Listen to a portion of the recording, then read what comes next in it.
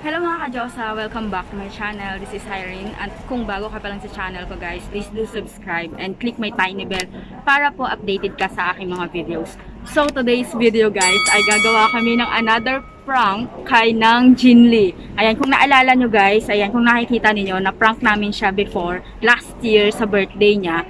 Pero ngayon guys, gagawin namin ulit.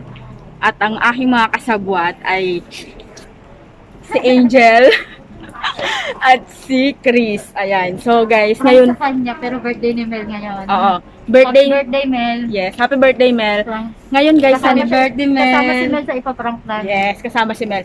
So guys, nandito kami ngayon sa isang mall sa North Point.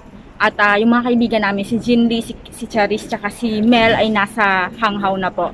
Ongoing na sila papunta kay Beb. So guys, simulan na natin ang pagpa-prank. So ang mangyayari pala, Pati si Beb si ipaprank namin. oo, pati si Beb. So guys, ang mangyayari pala ay merong nabasag si Inday Chris na Kasi clumsy siya, kaya watch. maniniwala. Ayan guys, kung nakikita ninyo sa likod, halimbawa, nabasag niya yan, tapos wala kaming perang dala at hindi namin matutubos or mababayaran. So, titingnan namin kung ano ang magiging reaction ng mga kaibigan namin. Okay? So guys, simulan na natin to.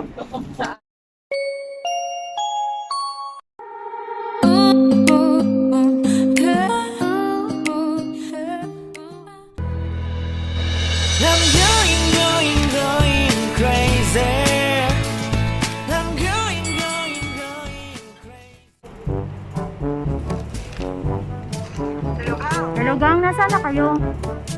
Dito kami hanggang so welcome na may binibili pa kami ni Mel. Gang, may problema kami. Si Inday Grace nakabasag ng ano, yung naka-display dito yung mga relo, yung may stante. Tumilapon yung ano.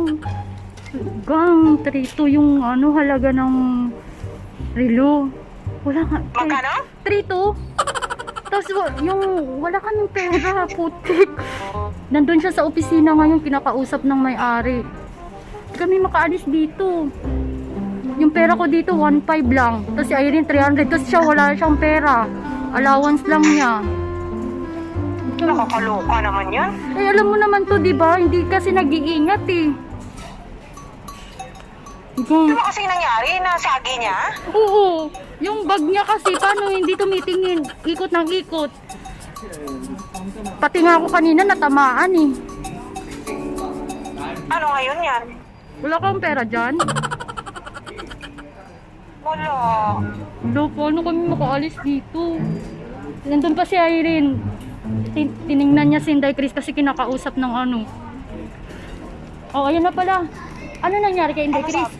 Gang, kinakausap siya dun nung sa customer service. Ano? Ewan ko kung manager yata Ano yun. ba yan? Wala pa naman tayong pera. So, 3,200 talaga. Gang, wala din akong pera dito eh. Yung 1.5 300 lang, tapos napadala ko na yung pera ko Hello kanina. na. Ano ga? Ano gagawin namin ngayon na hindi kami makaalis dito? Kinuha na yung ID ni Inday Chris. Galit na galit yung ano kanina nung pagkaano niya. Ano ba naman kasi to si Inday Chris eh? Hindi. Ang clumsy-clumsy niya kasi sabi na.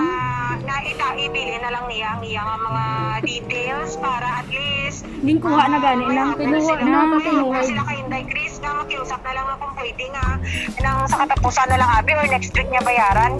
Pero- Kapuntuhan niya da. Hindi nang papayag kasi Girl, may pera ka pa dyan, girl. mahigpit yung ano nang eh, yung Nakabasa daw si Inday Chris. Kasi, Saan ba kayo, Gang? Mel, andito sa North Point, sa yung mall dito. yung mall. Alam niyo yung dinadaanan natin na mall? Kasi nga, bumibili kami ng regalo sa inyo, Mel.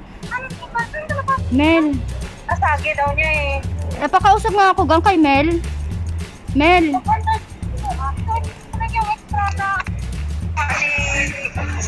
Mel, may pera ka ba dyan? 1.5 lang pera ko dito eh. Kasama niyo na ba si Charis? Kasama niyo na ba si Charis? Baka may pera din siya.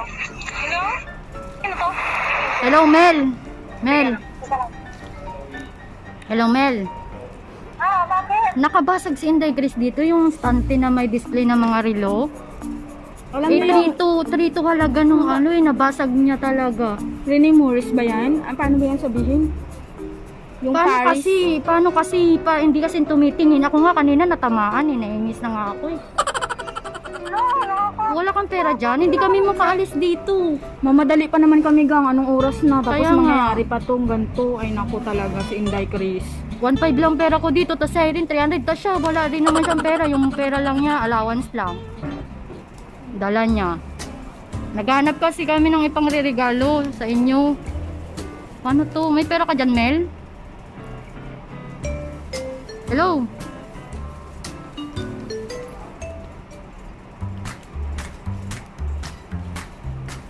Hello? Mel. Oh. Hello, gang. May 700 daw dito si Mel. 700, 1.5, 300. 300, 700. 2.5? 27. 2.7. Hindi. 1.5 sa'yo, di ba? 1.5, tapos Sa akin, 300, 700, 2.5. 2.5 pa lang.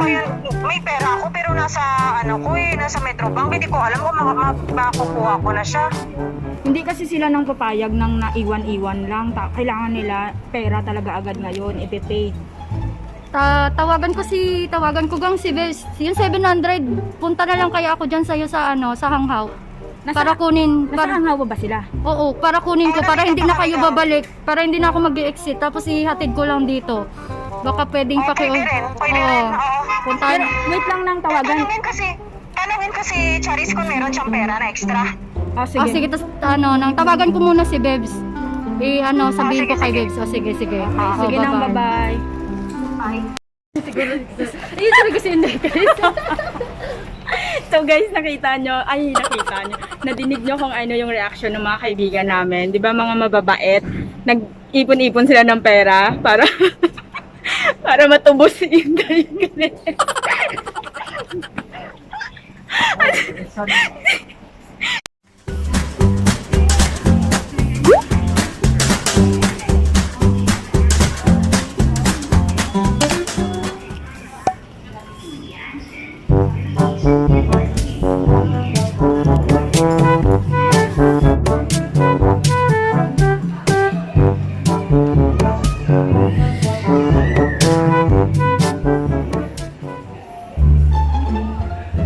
Tagal naman niabot ng pera.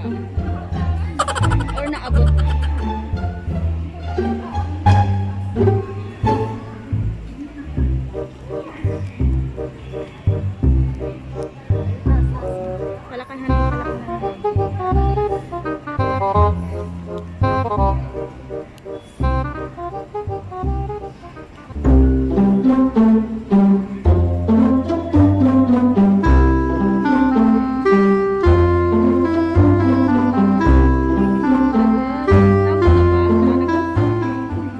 Mamaya.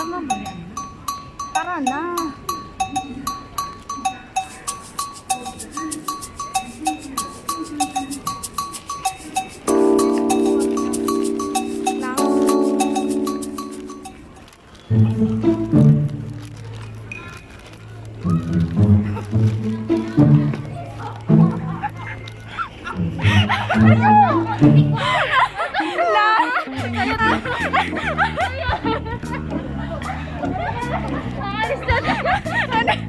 Ano, may pera ka na? Ay, pera na!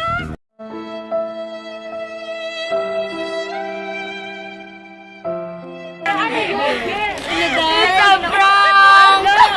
It's a birthday. Batukan ako, hindi mo nakita. Wala, bilis yung umalis eh. Nang, sorry. Thank you, girl. Girl, thank you very much. Nang, Alam mo, naisip ko talaga kanina. Sabi ko, 3,000 kaya naman ba? Sabi ko, parang prank to ah. Sabi ni Melo, sabi ni Bebs, pag si Angel lang, totoo yun. Pero pag kasama si Irene, hindi yun totoo. Hindi ko nakita si Irene, buisit. Alam mo kayo ba naman, girl? May pera ako dito, 1,000. May credit. Hindi talaga ako makaliga. nanginginig ka ng sorry na nga. Sorry. Sorry, girl. Naisip ko talaga, prank talaga to. Sabi ko, naisip yan ni Mel eh. Sabi ko sa'yo, may part pa, prank pa yun. Alam mo lang, ako magpapalika. May tunay si Coach, may tunay. Sorry. Wala, hindi naman ang pera. Girl, may 1,000 ka.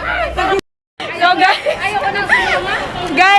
successful po ang aming prank at grabe nanginginig si ng Jinli. Sorry talaga ng Jin, as in. Nanginginig siya, namumula siya kanina kung nakita nyo naman. Guys, kanina pa talaga ako naghihintay dun sa MTR. Hindi ako balis doon. Dito na. Sorry talaga. Sinabi ni Jillian na nakabasag si Inday Grace. Sabi ko, hello, grabe naman yun, 3,000. Sabi ko, naisip ko, sa unang prank sa kanya, umiyak siya. Ngayon nanginginig na. Ano kaya sa susunod? Matayin na. Sabi ko pa naman kay Mel, 2,000. Hala, ang mahal mo, no? Alam niyo, pag may nadido sa inyong isa, hindi na ako maniniwala. Sabi ko na nga ba eh. So guys, successful ang prank namin. Kaya, ayan. So, see you guys sa birthday ni Mel Castle.